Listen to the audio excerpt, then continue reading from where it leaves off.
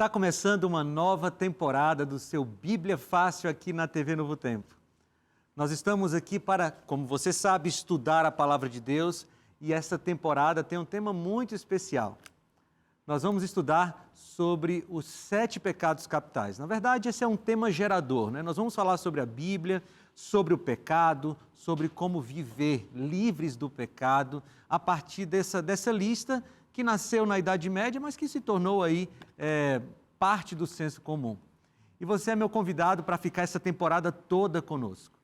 Nessa temporada nós temos alguns convidados muito especiais que talvez você já conheça, mas que vai conhecer um pouco mais aqui ao longo do nosso programa. Eu só quero te lembrar que se você ainda não segue as nossas redes sociais, nós temos nossa conta lá no Instagram, é o @BíbliaFácil, sempre tem uma novidade lá, um corte interessante para você acompanhar. E se você perdeu as temporadas anteriores, nós estamos na nossa plataforma de streaming, lá no ntplay.com/BíbliaFácil. Nós temos todos os programas lá para você assistir na hora que você quiser e compartilhar com os seus amigos. E se você quer participar do Bíblia Fácil, você já sabe, né? O site é novotempo.com/participe Bíblia Fácil, faz sua inscrição lá e fica em oração. Quem sabe você é escolhido para vir aqui, tá bom? E eu quero dar boas-vindas a vocês. Olha, que privilégio ter vocês aqui. De verdade, quando me disseram que vocês vinham, eu fiquei até nervoso, né? Mas é muito bom ter vocês aqui. Quero dar boas-vindas a você, Karina, seja bem-vinda. Tiago, seja muito bem-vindo. Dani, seja muito bem-vinda também. É para chamar de Eduardo ou de Duda? Duda, seja muito bem-vindo. E você também, Ariane, seja muito bem-vinda. Vocês vão conhecê-los melhor ao longo dessa nossa temporada, mas à medida que eles forem falando, vai aparecer o @ aí, porque se você não seguir ainda, vale a pena seguir, tá bom? Gente, obrigado mesmo por vocês terem vindo, separado esses dias aí para ficar com a gente. Vocês têm abençoado muitas pessoas com o conteúdo de vocês nas redes sociais e a gente agora quer juntos estudar a Bíblia aqui para abençoar aquelas pessoas que estão em casa, tá bom? E a gente vai fazer isso pela graça de Deus, com a ajuda do Espírito Santo. Vamos orar para a gente começar? Senhor Deus, obrigado, Pai. Obrigado pelo privilégio de estarmos aqui. Senhor, obrigado porque o Senhor reservou na Tua agenda esse tempo para que cada um de nós estivéssemos aqui. Deus, nós te pedimos, em nome de Jesus, o batismo do Espírito Santo. Nós precisamos do Espírito, Senhor, para que possamos entender a Tua palavra da maneira correta e possamos viver a Tua palavra, Senhor. Nós te pedimos a Tua ajuda, te pedimos a Tua companhia conosco aqui no cenário e também com as pessoas que nos assistem, em nome de Jesus. Amém. Pegue aí sua Bíblia, você de casa também. Nós vamos estudar a Palavra de Deus e como eu sempre falo aqui no Bíblia Fácil, a minha opinião não importa, você sabe disso, né? O que eu penso, o que eu acho, não tem a mínima importância, o que importa é o que a Palavra de Deus diz. Que está escrito aqui, tá bom? Então eu peço que você tenha a sua Bíblia, aquele caderninho para você anotar. Se você gosta de anotar na Bíblia, eu gosto muito de anotar na Bíblia, então anota aí na sua Bíblia também, para que você vá conferindo se o que eu estou falando está de acordo com a palavra de Deus, porque é a única garantia que nós temos. Vamos lá, vamos começar? Deus abençoe a todos nós. O nosso tema geral dessa temporada são os 7 pecados capitais. Como eu falei na introdução, essa é uma lista da Idade Média que nasceu ali no contexto da Igreja Cristã Católica, mas que já se tornou senso comum, né? Eu quero fazer até aqui um pequeno histórico dos 7 pecados capitais. Nós temos várias listas dos 7 pecados capitais que foram feitas ao longo da história, né? Pelo menos aí 6 listas de 7 pecados capitais que são bem parecidas, né? Tem uma ou outra diferenciação. Nós temos um pequeno histórico aqui para a gente ter ideia de como isso surgiu. A primeira menção a uma lista de pecados data lá do século IV depois de Cristo com esse Evagrio Pôntico, que é um religioso, um monge cristão. E por que se chama de pecados capitais? A palavra capital vem do latim cabeça. Então, a ideia, quando esses pecados surgiram, é que seriam pecados cabeça, que uma vez cometendo esses pecados, você seria levado a cometer outros, né? Seriam pecados geradores de outros pecados. Depois, no século VI, o Papa Gregório I O Papa Gregório I faz uma lista já de 7 pecados. Depois a gente tem no 13º século o Tomás de Aquino, né, que é um teólogo muito conhecido no mundo cristão. Na sua Suma Teológica, ele definiu uma lista de 7 pecados. Depois, no 14º século, o Dante Alighieri, lá na sua trilogia da sua trilogia dos seus livros, né, lá da Divina Comédia, no Purgatório, né, que é o seu segundo livro, ele coloca a lista dos 7 pecados lá como culpa para aquelas pessoas que estavam no purgatório. E no 15º século a gente já tem pintores renascentistas fazendo aí pinturas a respeito dos 7 pecados. E no 16º século, já na Contra-Reforma, a Igreja Católica enfatiza os 7 pecados como forma de evangelização ali naquela disputa com os protestantes. Bem, a lista final dos 7 pecados ficou assim, olha: a soberba ou orgulho, a inveja, a ira, a preguiça, que também era chamada de assídia, né, que fazia uma diferença. Essa preguiça aqui é a preguiça do dia a dia, e a assídia seria a preguiça espiritual, a avareza ou a ganância, a gula e a luxúria. Como eu disse no começo, para você de casa entender, nós pegamos esse tema, que é um tema que está na cabeça do povo aí, né? Já virou filme, já virou novela, tema de livro e tal, como um tema gerador para a gente estudar o que a Bíblia fala sobre isso. Na Bíblia a gente não encontra uma lista de pecados capitais. Ali em Provérbios capítulo 6 até tem 7 coisas que Deus odeia, né? 7 coisas que irritam profundamente a Deus. Mas a verdade é que na Bíblia, qualquer pecado é perigoso. Eu já queria que você de casa começasse sabendo isso. Não importa se é um assassinato, um estupro ou uma pequena mentira. Qualquer pecado é perigoso para a vida do cristão. Por quê? Porque o pecado, segundo Isaías 49:2, ele afasta a gente de Deus. Então não importa se é uma mentirinha, se é vaidade, que é uma coisa muitas vezes oculta, ou se é um assassinato. É lógico que as consequências dos pecados são diferentes. As consequências de uma pequena mentira são diferentes de um assassinato, por exemplo. Mas o resultado interno, o resultado na vida do pecador, esse é igual para todos. Pessoas se perderão porque eram pequenos mentirosos e pessoas se perderão porque eram assassinos genocidas. Tá? Então, o pecado ele é muito prejudicial. Por isso, neste primeiro programa, nós ainda não começaremos a tratar da lista dos 7 pecados. Nós vamos falar sobre o pecado. Esse que é o maior acidente que a humanidade conheceu. Na verdade, a maior tragédia da humanidade chama-se pecado. Porque desta tragédia derivam todas as outras. As tragédias naturais, as tragédias sociais, as tragédias econômicas, enfim, tudo que a gente vê de podre nesse mundo deriva do pecado. Esses dias eu estava conversando com a minha esposa, falando de uma notícia que nós lemos que a gente chorou em casa, né, de uma mãe que assassinou o próprio filho. Gente, essa é uma coisa assim que a gente leu a matéria e começou a chorar em casa, só pensando nessa tragédia como um todo. Por que essas coisas acontecem? Essas coisas acontecem porque tem um vírus miserável, maligno dentro de nós, chamado pecado. E eu queria estudar um pouquinho com vocês sobre o pecado. O ramo da teologia que estuda o pecado chama-se hamartiologia, que é uma das palavras, nós vamos ver daqui a pouco, uma das palavras no grego para pecado. Quando vocês ouvirem essa palavra aí estranha, é o estudo do pecado, o ramo da teologia que estuda o pecado. E eu trouxe essa citação aqui que eu achei muito interessante do livro do Graham Tomlin. Ele diz assim: a palavra pecado tem um passado de altos e baixos. Peccato, péché, sandé, pecado, independente da língua, ele era no passado uma palavra terrível, uma palavra que infligia medo ao coração de quase todo europeu. Tinha o mesmo tipo de efeito emocional que palavras como nazista ou câncer provocam em nós hoje. Era algo que as pessoas queriam evitar a todo custo, algo terrível e perigoso.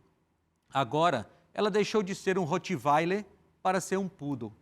O pecado foi amansado, domesticado, castrado.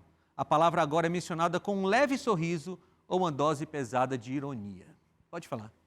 Só uma contribuição Tá. do que você está falando, são os chamados pecadinhos de estimação. Aham, isso. Quando você falou do perigo, né, pastor, dessas pequenas coisas que vão entrando na nossa casa, e você falando isso veio na hora. A gente tem que ter muito cuidado com os pecadinhos de estimação, porque é nas pequenas mentirinhas do tô chegando, quando você ainda tá 20 minutos de casa, teu filho liga, mamãe tá chegando, tô chegando, tô quase na portaria, e você nem saiu ainda do lugar. Aham. Eu acho que as consequências são diferentes, né? Mas o cuidado a gente tem que começar, eu acho que nessas pequenas. Não, Então eu comecei a ter esse olhar mais assim específico para esses pecados, comecei a perceber o quanto se nós não estivermos realmente atentos e cuidarmos, é todo dia a gente está pecando, começando pelos olhos.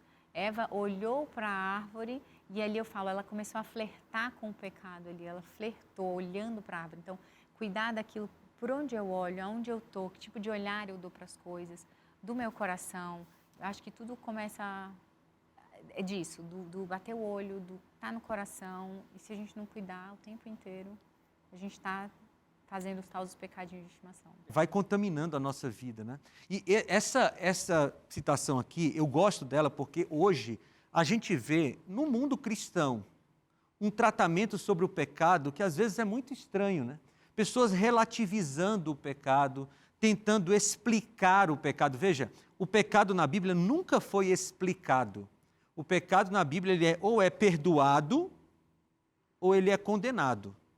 Mas nunca é explicado, para dizer assim, ó, não, eu pequei por causa disso, isso não importa porque você pecou. Quem pecou ou precisa de perdão, ou se não se arrepender, vai ser condenado. Só que a gente vê hoje no mundo cristão, assim, como o Graham Tomlin diz, um amansamento do pecado, né? Então, não, esse pecado aqui é a minha tendência, então Deus tem que entender. Não, esse pecado aqui, não, eu pequei por causa da minha história de vida. Não, eu pequei por causa dos traumas que eu carrego da infância. E veja, nada justifica o pecado. E essa metáfora que ele usa aqui eu gosto demais, eu sempre uso. Antes era um Rottweiler raivoso, assim. Ninguém queria contato com o pecado. Agora o pecado é um poodle, mansinho, assim. Não, vem cá, pecado, deixa eu brincar com você. E a gente não pode fazer isso, né? Muito bem. Tem várias palavras para pecado na Bíblia. Por exemplo, um dos sentidos de pecado na Bíblia é falta, omissão, erro no fim em vista, que em hebraico é shet e em grego harmartia. Ou seja, quando você até queria fazer uma coisa certa, mas você errou o alvo, você pecou. Essa é uma das acepções de pecado na Bíblia. A outra é perversão ou deturpação, que é a palavra avon. Aqui tem alguns textos bíblicos nos quais nós vemos essas acepções de pecado, tá bom? Então, quando você perverte um texto bíblico, um princípio bíblico, você também está pecando. O pecado também pode ser transgressão de uma lei ou revolta contra o legislador, que é pechan ou parabases, aqui em hebraico e aqui em grego. E olha que interessante. Às vezes, você apenas se revoltou contra Deus, você não cometeu nenhum ato um ato pecaminoso em si. Você não quebrou um mandamento, você não contou uma mentira, não, mas você se revoltou contra Deus. Às vezes eu gosto de conversar sobre temas de saúde, né? Viu, Dani? Eu gosto de conversar sobre temas de saúde. E a Bíblia tem vários textos sobre saúde, sobre cuidado com a saúde. Tem muita coisa na Bíblia. A gente vai ver isso, viu? Você fica aí, a gente vai ver isso no tema sobre gula. E algumas pessoas estão no caminho, se aproximando do ideal de Deus. Elas ainda não estão no ideal de Deus, mas elas estão no caminho. Essas pessoas não estão em pecado. Por quê? Porque elas estão todo dia fazendo um esforço pequeno para se aproximar daquilo que Deus espera delas. É diferente daquela pessoa que simplesmente disse, eu não vou fazer nada. Eu estou em revolta, eu estou em rebelião contra a mensagem de Deus. A Bíblia diz uma coisa, mas eu não quero fazer. Isso é diferente. Não é a pessoa que está caminhando, que está no processo para chegar mais perto do que Deus quer. É aquela pessoa que simplesmente diz assim, olha, não vou fazer. Então, a rebelião contra Deus já é um pecado. E isso é interessante que o senhor falou, porque algumas pessoas, quando tentam justificar um pecado, justificar porque elas estão caindo, elas acham que elas conseguem continuar se aproximando de Deus, apesar de ter alguma área ou outra que ainda tem um pecado que ela não quer tratar, que ela não quer ser colocada para ser transformada por Cristo, pelo Espírito Santo, né? Eu queria entender com o senhor como a gente pode enxergar essas pessoas, se elas estão em revolta contra o legislador, contra Deus, ou se elas realmente só não têm maturidade o suficiente. No início da minha caminhada cristã, eu tinha algumas lutas com pecados que eram mais enraizados, principalmente na área sexual, em que eu acabava lutando contra isso por muito tempo. E quando eu consegui sair disso com acompanhamento, com a palavra de Deus e realmente aprender a me aproximar de Deus, eu comecei a ajudar jovens e adolescentes que passavam pela mesma coisa. E quando no dia a dia eu estou lá nas minhas redes sociais, no meu Instagram, e eu recebo as mesmas perguntas sobre pecado de estimação, sobre já estou tentando há muito tempo e não consigo, eu tento, já pedi ajuda e parece que nada acontece. Se Deus liberta, por que é que eu não estou livre? Eu não me sinto livre, eu me sinto preso ao pecado ainda. E quando essas perguntas vêm, a gente sempre traz os melhores conselhos, eu busco muito o entendimento do Espírito Santo. E eu estava pensando, se as pessoas de casa estão assistindo a gente, têm interesse por esse assunto, provavelmente vai ter gente que passa pela mesma coisa. A gente não consegue entrar na mente da pessoa para saber como ela está, mas há duas situações aí. Uma situação é o que fala Isaías 49:2. Se você quiser abrir a Bíblia aí, Isaías 49:2 diz assim, ó, deixa eu encontrar aqui, Isaías 49,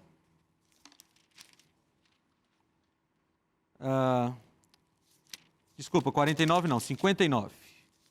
59:2. Isaías 59:2.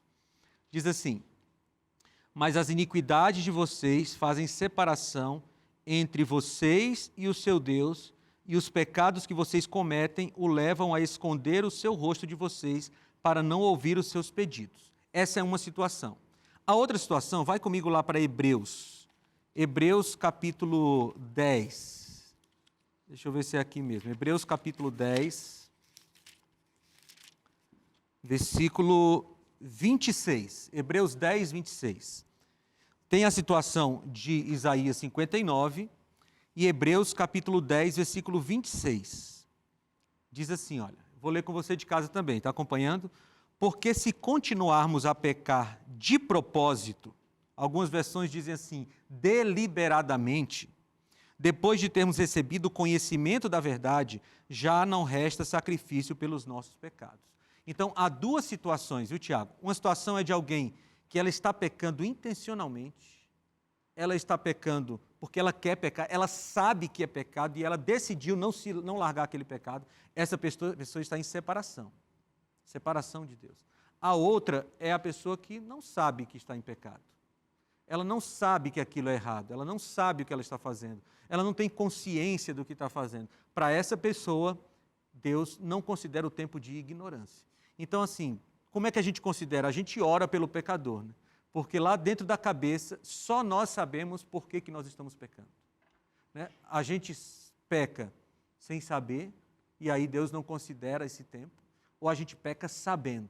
E aí o texto de Hebreus capítulo 10 é muito forte, porque ele diz assim, para estas pessoas que pecam de propósito, para essas pessoas que pecam deliberadamente, já não resta sacrifício. Você já pensou? O sacrifício de Jesus não é suficiente para uma pessoa que peca de propósito. E isso é muito grave, porque sem o sacrifício de Jesus, qual é a nossa situação? Perdido. Nós só temos uma possibilidade de salvação, é através de Jesus Cristo. Então, se a gente não tem esse sacrifício, não serve para a gente está em pecado. Pode falar, Duda. Pastor, eu acho interessante, né? É muito legal essa frase aí do Rottweiler e do Poodle, né? Uhum. Eu acho que às vezes a gente, o ser humano em geral, né? A gente peca muito sem levar em conta que o nosso pecado é contra Deus. Isso. A gente muitas vezes relaciona com o nosso próximo e a gente fica tentando justificar. Eu fiz isso porque ele fez isso comigo, eu fiz isso por causa daquilo, né? Quantas vezes, por exemplo, a gente não tem uma discussão, ou, por exemplo, uma discussão com o cônjuge, por exemplo, aí a gente vai lá e pede perdão para o cônjuge, mas não pede para Deus, sendo que o pecado foi com Deus primeiro, né? E aí tem esse negócio que o senhor falou de pecar de propósito, muitas vezes é com essa noção, né, de que eu vou pecar mesmo, ela fez isso, mas calma, o pecado não é com ela, o pecado é com Deus, é Deus que eu estou ofendendo com o meu pecado, né? Então talvez por isso que a gente vai normalizando o pecado como se eu tenho direito, a pessoa fez isso comigo, então eu vou dar na mesma moeda, olho por olho, dente por dente, né? Olha, você falando aí, Duda, eu me lembrei do texto, da frase de José lá com a esposa de Potifar. Aqui, eu vou ler Gênesis 39, deixa eu encontrar o versículo aqui. Gênesis 39, aconteceu? Ela pegou e disse, versículo 9. Isso, exatamente, versículo 9. Aqui, ó. Olha o que José falou. Não há ninguém nesta casa que esteja acima de mim. Ele não me vedou nada a não ser a senhora, porque é mulher dele.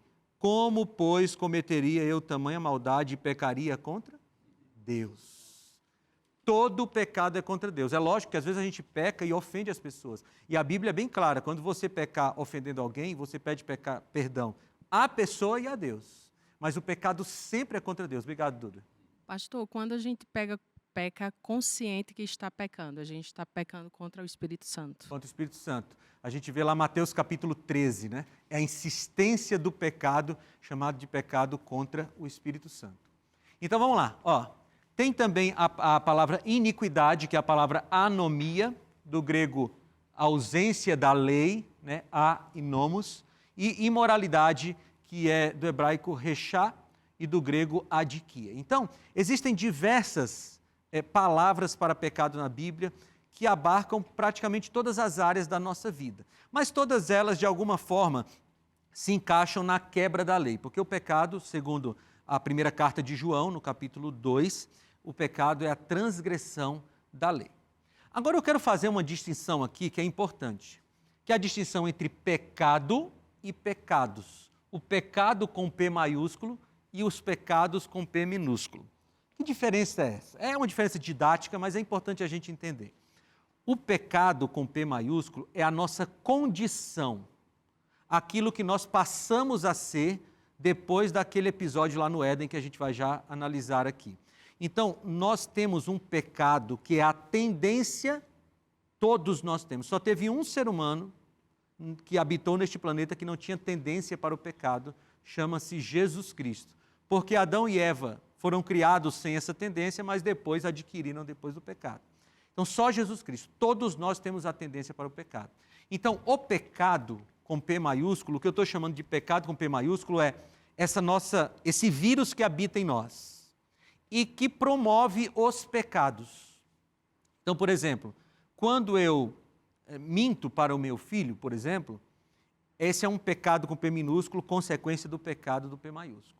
Quando eu sou desonesto nos meus negócios, então é um pecado com P minúsculo, consequência desse pecado do P maiúsculo.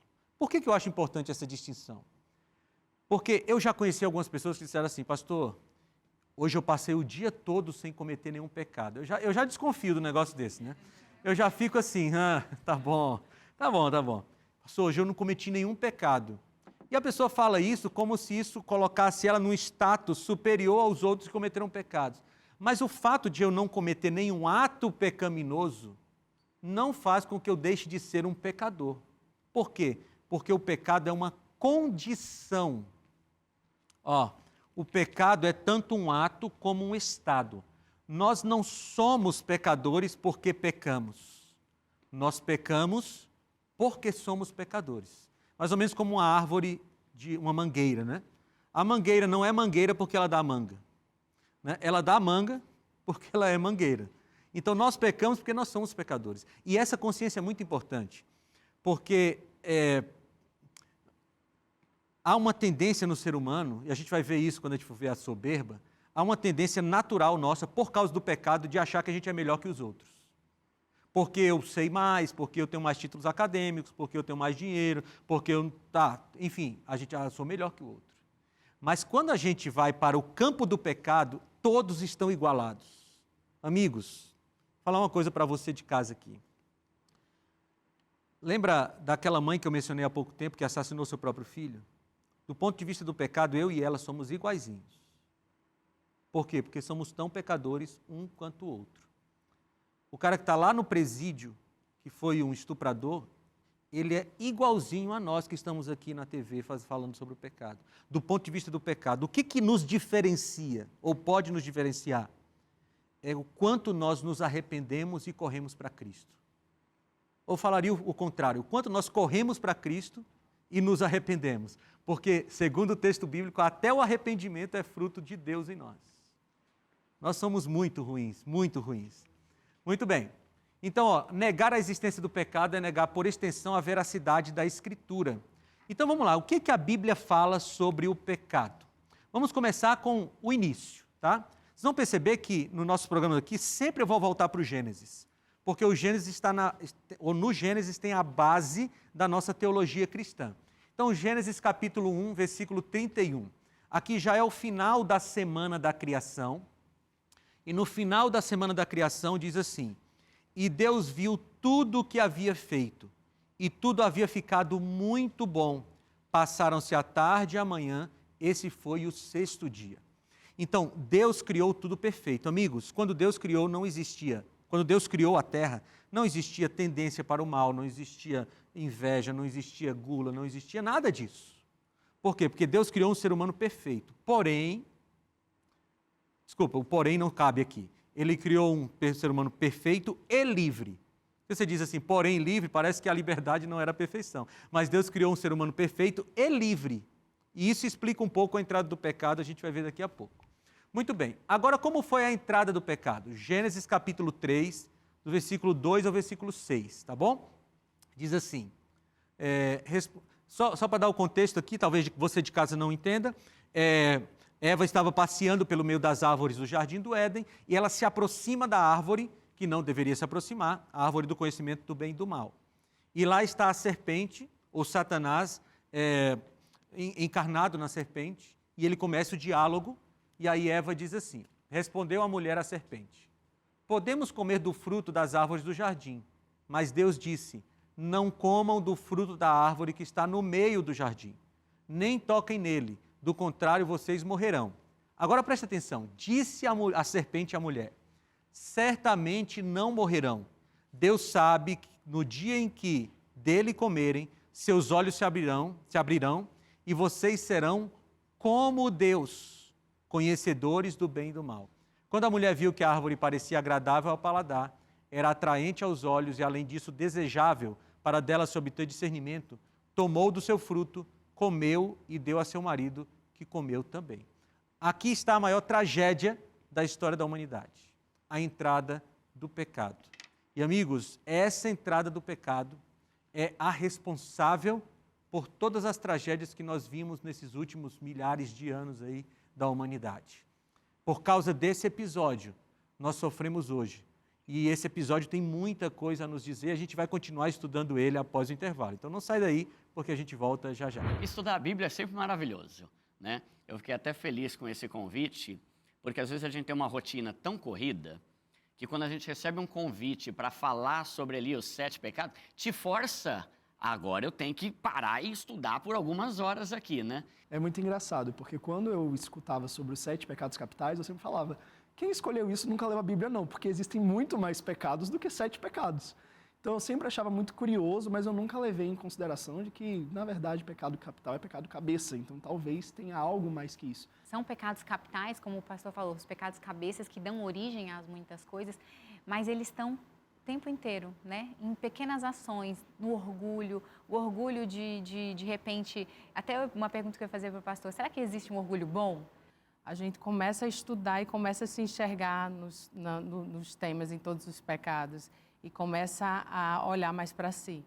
E assim, através do Bíblia Fácil, a gente começa a ter realmente mais uma clareza de tudo, de forma muito didática.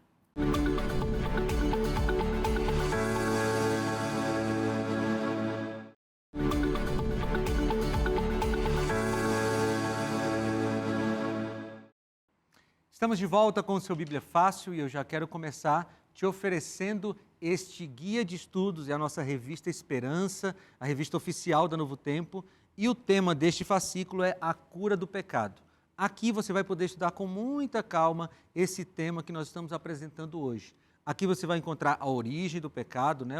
Os textos bíblicos que falam sobre a origem do pecado. Deixa eu mostrar para você mais de perto aqui, ó. Você vai ver sobre as consequências do pecado e também sobre como Deus resolveu o problema do pecado. Este guia de estudo pode ser seu de graça. Os Anjos da Esperança já pagaram por ele, tanto a produção quanto o envio para a sua casa, já está tudo pago. Você só precisa pedir. Então você pode pedir pelo WhatsApp, o número é 1298244 4449. Vou repetir para você, 1298244 8244-4449. Você manda mensagem assim, eu quero a revista, eu quero a revista Esperança, quero o guia de estudos, quero a revista Cura do Pecado. A gente vai entender e aí a gente vai ajudar você a fazer o seu pedido. Ou você pode ligar para a gente no horário comercial ou até às 11h15 da noite, direção. Até às 11h30 da noite, de segunda a quinta, nós temos pessoas esperando a sua ligação aqui. O número é 0 operadora 12 2127 3121. Na sexta-feira até às 5 da tarde, no domingo também tem atendimento, não tem, diretor?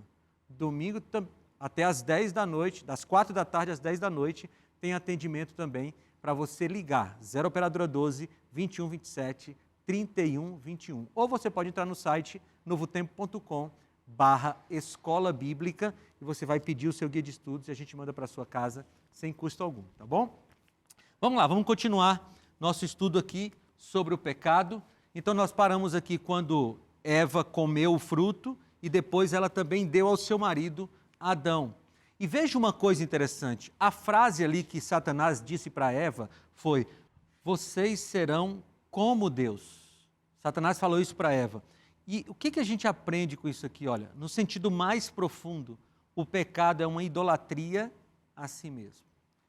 Eu penso nisso sempre assim, porque, olha, todas as vezes que a gente pega qualquer coisa, pode ser em relação à nossa vaidade, pode ser em relação à nossa alimentação, às nossas finanças, ao nosso relacionamento conjugal, enfim, qualquer área da nossa vida. Quando a gente sabe que tem uma vontade de Deus para aquela questão e a gente escolhe fazer a nossa vontade, nós estamos fazendo idolatria a si mesmo.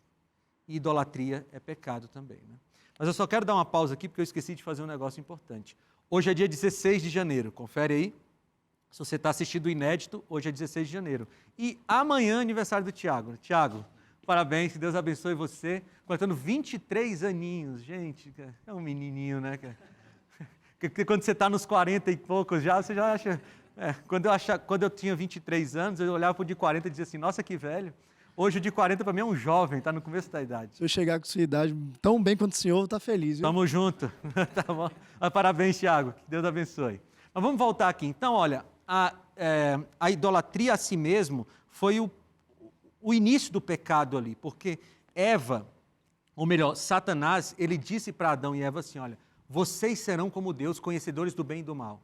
Agora perceba que Satanás, ele nunca conta tudo, porque eles seriam conhecedores do bem e do mal? Sim. Por quê? Porque até então eles só conheciam o bem, agora eles conheceriam o mal, mas não como Deus. Porque Deus conhece o bem, porque Ele é o próprio bem. Deus conhece o mal de fora. Deus não tem nada de mal nele. Só que Adão e Eva conheceriam o bem e não conseguiriam mais praticá-lo com facilidade. E conheceriam o mal e não conseguiriam mais soltá-lo com facilidade. Então Satanás, ele sempre conta verdades pela metade, assim, meia-verdades, para que a gente possa cair. E eles caíram aqui, né? Infelizmente, eles acabaram caindo. Agora, uma pergunta que eu não sei se você já se fez, você de casa também, mas é uma pergunta interessante. Por que Deus colocou a árvore do conhecimento do bem e do mal no meio do jardim? Gente, não era tão mais fácil de eu dizer assim, olha, criei tudo e não tem possibilidade de pecar. Não vou colocar nada de árvore do conhecimento do bem e do mal, vocês vão viver eternamente sem a possibilidade de pecar. Veja, isso não seria possível porque isso é contra a natureza de Deus. A natureza de Deus, lá em 1 João 4,8, diz que aquele que não ama não conhece a Deus, porque Deus é amor. Deus não tem amor. Deus é o próprio amor. E o amor, ele pressupõe uma coisa fundamental: liberdade. Se Deus criasse robôs programados para não pecar, ele não poderia dizer que ama e que é amado. Se Deus tivesse criado um mundo onde não teria a opção de não ficar com Deus, ele não poderia dizer que era uma relação de amor, porque você só pode ficar com alguém, vou refazer a frase, você só pode amar alguém livremente, você até convive com alguém sem amar a pessoa, né? Às vezes a gente tem que conviver com as pessoas que a gente não, assim, né? Mas amar só com liberdade. Então, a árvore do conhecimento do bem e do mal, ela é o símbolo da liberdade. E quem pagou o maior preço nessa história? Foi Deus. Porque Deus criou o ser humano e ele arriscou ser rejeitado. Olha que amor, né? E por isso que a gente só se relaciona de verdade com Deus a partir do amor. O amor, ele não é um elemento do cristianismo. O amor é o elemento do cristianismo. E a partir dele, a gente tem todo o restante do nosso relacionamento. Então, a árvore do conhecimento do bem e do mal era o fator de liberdade, para que o ser humano pudesse dizer que realmente amava a Deus livremente. Só existe amor se existe liberdade. Falando em amor, quero convidar você a abrir sua Bíblia, você de casa também, na primeira carta de João, tá? A primeira carta de João, eu vou ler aqui na tela, porque João é conhecido como o apóstolo do amor. E por que eu peguei o texto de João? Tem muitos textos na Bíblia sobre pecado. Mas hoje a gente ouve de vez em quando assim, olha, não fale mais sobre pecado, fale apenas sobre o amor. Né? Eu já escutei isso muitas vezes nas redes sociais, aí, com cortes de pregadores, assim, não, para que falar sobre pecado? Basta falar sobre o amor, fala sobre o amor de Deus e tal. E a gente faz uma dicotomia que não existe na Bíblia. Uma dicotomia entre amor e pecado. Assim como a gente faz dicotomia entre graça e lei, a gente faz dicotomia entre fé e obras. Nós, com o pensamento grego que nós temos, a gente faz essa dicotomia entre o que é espiritual e o que é físico, o que é fé e o que é ação. Mas na Bíblia essa dicotomia não existe. Não existe. Fé e obras estão unidas. E amor e pecado não são departamentos diferentes na Bíblia. Por quê? Porque o discípulo que mais falou sobre o amor foi o que foi mais duro contra o pecado. Você quer ver? Vamos ler comigo, ó. 1 João 3, 4 a 9. Acompanhe, se você quiser acompanhar na sua Bíblia também de casa, confere aí, ó. Todo aquele que pratica o pecado transgride a lei. De fato, o pecado é a transgressão da lei. Vocês sabem que ele se manifestou para tirar os nossos pecados, e nele não há pecado. Todo aquele que nele permanece não está no pecado. Todo aquele que está no pecado não o viu nem o conheceu. Filhinhos, não deixem que ninguém os engane. Aquele que pratica a justiça é justo, assim como ele é justo. Aquele que pratica o mal é do diabo, que pratica o pecado é do diabo, porque o diabo vem pecando desde o princípio. Para isso o Filho de Deus se manifestou, para destruir as obras do diabo. Todo aquele que é nascido de Deus não pratica o pecado, porque a semente de Deus permanece nele. Ele não pode estar no pecado, porque é nascido de Deus. Veja, então, João, ele é muito duro. Imagina hoje, no mundo de hoje, mundo de pessoas de cristal, né, você chegar para alguém e dizer assim, você é filho do diabo. Gente, isso daria uma confusão grande, né? Vocês que estão nas redes sociais, vocês sabem que a gente fala uma coisinha assim e vira uma tempestade, né? Aí vem o apóstolo João e diz assim, olha, se você pratica o pecado, você é do diabo. Tem um outro texto de João, ainda na carta, que ele diz assim, aqueles que praticam o pecado são filhos do diabo, e aqueles que praticam a lei são filhos de Deus. A Bíblia é bem clara quando ela diz isso, por quê? Porque a fidelidade, ela tem a ver com filiação. Quando você decide ser fiel a Deus, você se filiou a Deus. Quando você decide se revoltar contra Deus, você se filiou ao inimigo de Deus. Pode falar, Dani.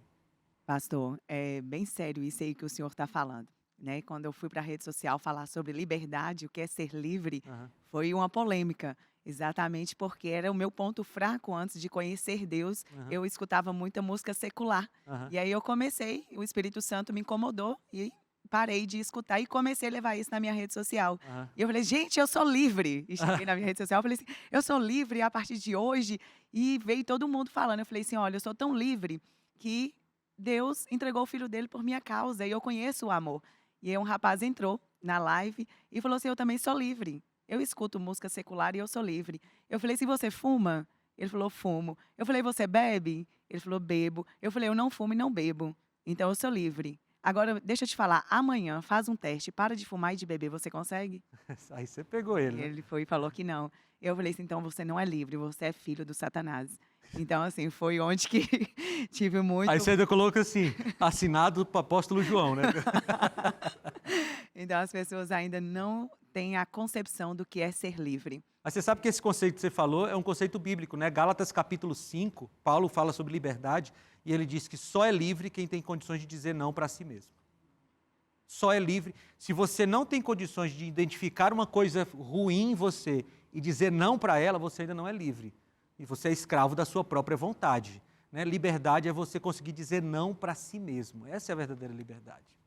Muito bem. Aí a Bíblia fala sobre a questão do pecado acariciado, o pecado por acidente. Nós já falamos sobre isso lá no começo. Né? Eu coloquei aqui até o texto que nós lemos lá de Hebreus capítulo 10, 26, 27. Mas aqui é importante a gente mencionar porque, veja, viver nesse mundo sem cometer atos pecaminosos é uma coisa desafiadora. Desafiadora. Por quê? Porque às vezes a gente peca e só percebe que pecou depois. Né? Acho que foi você, Duda, que falou sobre a relação, conversa com a esposa, né? Foi você que falou. Às vezes a gente está conversando com o cônjuge, de repente a gente soltou uma palavra e disse, puxa, eu não devia ter falado isso. Né? E aí você tratou mal, você foi grosseiro, e aí depois, puxa, a vida não fala. Aí você vai lá e pede perdão, a esposa perdoa e vai lembrar disso pelos próximos 20 anos. É natural, mas a pessoa perdoa e você pede perdão a Deus também. Então veja, o pecado por acidente é aquele que acontece na vida do cristão. Você não planeja o pecado, mas você faz, você pensa o que não devia, fala o que não devia, faz o que não devia. Para esse pecado, há perdão. 1 João capítulo 1, versículo 9. Se confessardes os vossos pecados, Ele é fiel e justo para perdoar os vossos pecados e vos purificar de toda injustiça. Para pecado por acidente tem perdão pleno. Agora, para pecado deliberado, esse texto aqui, né, se continuarmos a pecar deliberadamente, já não resta sacrifício pelos pecados. Ou seja, o sacrifício de Jesus não é suficiente para quem peca deliberadamente. Pode falar, Iris. Pastor, o que é que significa quando você peca e você reconhece que pecou? O que aconteceu nesse momento? O Espírito Santo agiu na sua vida. Lá em Atos, capítulo 5, se eu não me engano, acho que eu não vou lembrar do texto agora, mas depois eu procuro e mostro para vocês. Ele fala que o arrependimento é fruto do Espírito. Então, veja, a nossa natureza é tão ruim que nem para reconhecer o pecado a gente serve. Todas as vezes que nós pecamos e reconhecemos, é o Espírito Santo que fala aqui, ó. Ei, olha aí o que você fez.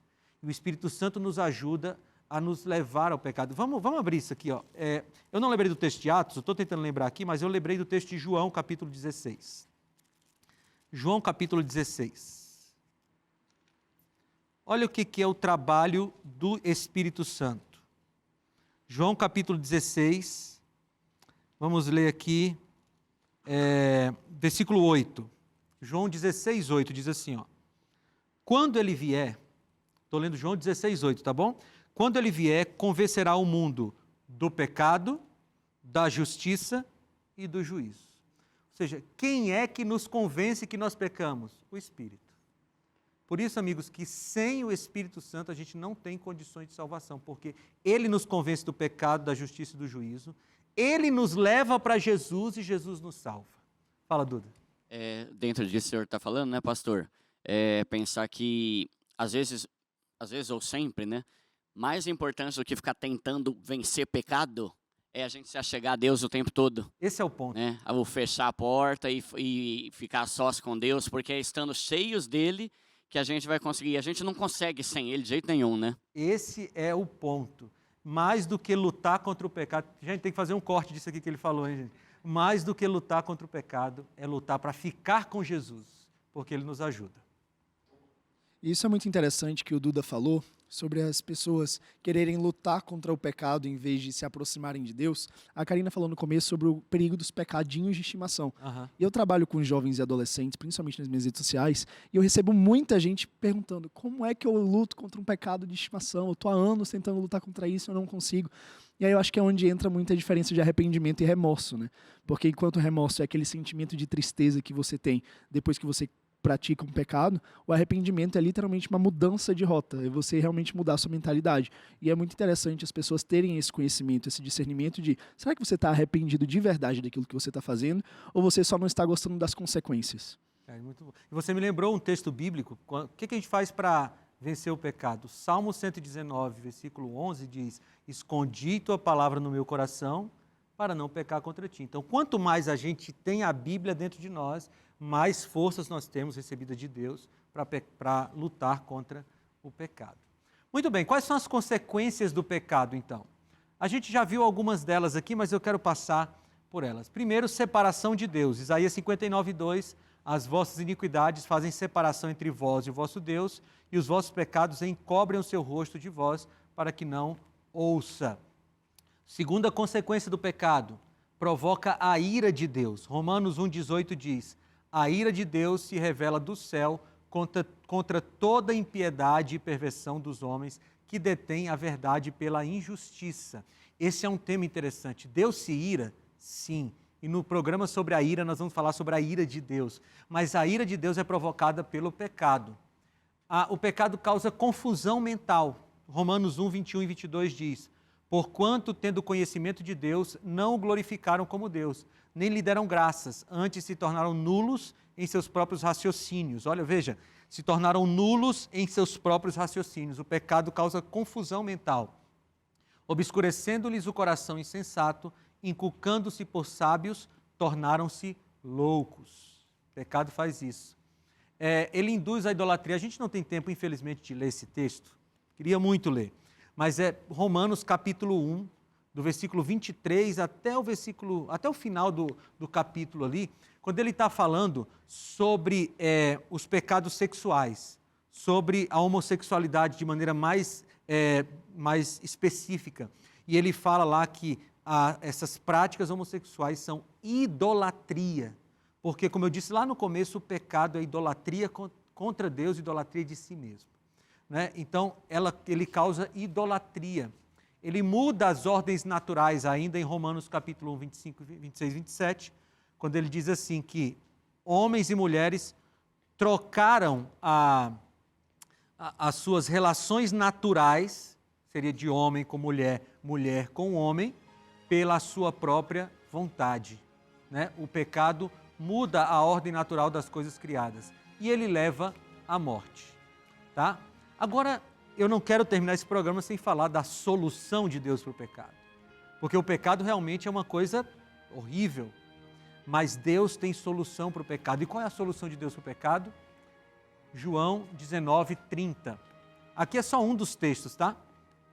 Diz assim: então Jesus, depois de ter tomado o vinagre, disse: está consumado. E inclinando a cabeça, entregou o Espírito. Esse texto aqui retrata aquele momento de Jesus na cruz. Logo antes dele morrer, ele diz: está consumado. E qual é a palavra aqui? A palavra é tetelestai, palavra grega. E o que quer dizer tetelestai? Está pago. Pago. Qual foi a solução de Deus para o pecado? Deus enviou o seu próprio Filho para nos livrar do pecado. Gente, isso para mim é muito significativo. Veja, eu tenho 2 filhos, o Daniel de 9 anos e o Luca de 2 anos. E se alguém dissesse assim, olha, pastor Felipe, entrega aí teus filhos para salvar um condenado, eu diria, não vou entregar. E não me condene, porque eu acho que você não entregaria seus filhos também. Mas Deus entregou o seu Filho perfeito para que nós pudéssemos ter vida eterna. Então eu quero te convidar nesse momento a você fazer um exame da sua vida e perceber se você tem sido escravo do pecado ou você já entregou sua vida a Deus.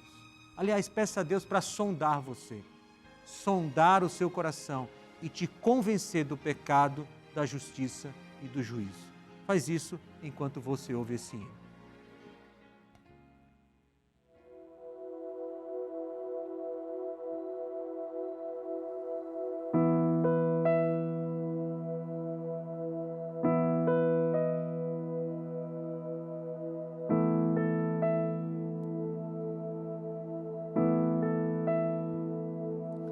Senhor, tu me sondas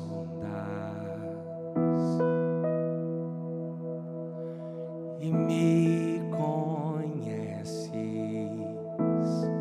sabes quando me assento, sabes quando me levanto, esquadrinhas meu andar e o meu deitar, conheces meus caminhos, conheces meus caminhos.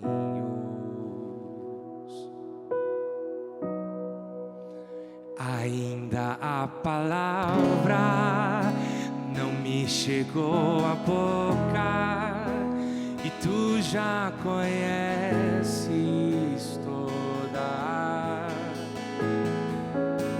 Com teu poder me cercas, por trás e por diante, e sobre mim pões tua mão, e sobre mim pões tua mão. Sonda-me, ó Deus,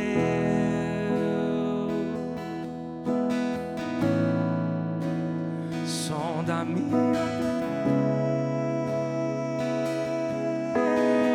Deus, conhece o meu coração, prova-me os pensamentos, vê se há em mim algum caminho mau e guia-me.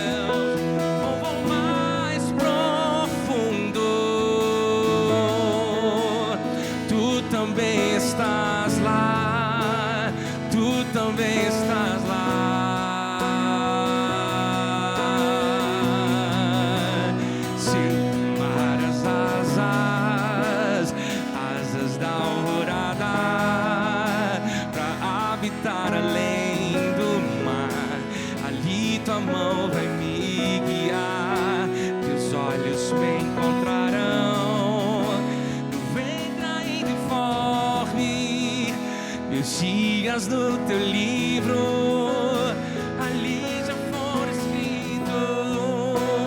Sonda-me, ó Deus, sonda-me, ó Deus, sonda-me, ó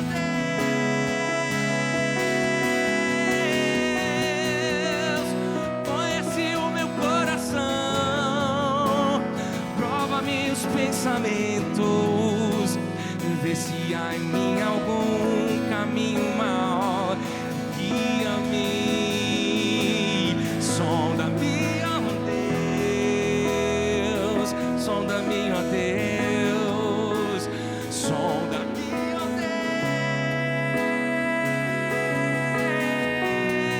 Deus, conhece o meu coração, prova-me os pensamentos, vê se há em mim algum caminho mau e guia-me. Sonda-me, ó Deus, sonda-me, ó Deus, sonda-me, ó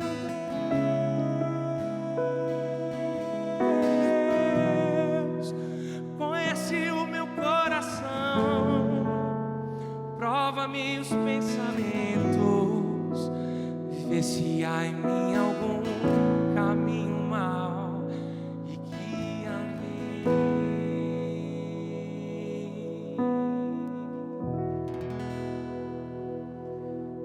João 3,16, as palavras de Jesus diz assim: porque Deus amou ao mundo de tal maneira que deu o seu Filho unigênito, para que todo aquele que nele crê não pereça, mas tenha a vida eterna. Você sabe que a única forma de nós nos salvarmos, de nós sermos salvos, é com Jesus. Ele é a única forma de salvação, o único caminho de salvação. Não tem como ser salvo fora dele. E se hoje, ao longo desse nosso estudo aqui a respeito do pecado, você identificou que a sua vida tem sido escrava do pecado, a solução é se agarrar com Jesus, porque Ele nos salva do pecado e nos leva à condição de justos por causa da justiça dEle. Essa é a graça de Jesus, que eu amo demais, porque a graça de Jesus, ela não imputa os nossos pecados, como diz 1 Coríntios 4,19, mas ela nos salva dos nossos pecados. Eu quero orar com você, pedindo que Deus nos dê essa graça todos os dias. Pai, obrigado, Senhor. Obrigado por Tua graça. E obrigado por nos oferecer esse escape do pecado e a possibilidade de viver para sempre contigo no mundo sem pecado, Senhor. Nós aceitamos a Tua graça, aceitamos o Teu amor e a Tua misericórdia e fazemos isso, Senhor, em nome do Senhor Jesus. Amém, Senhor.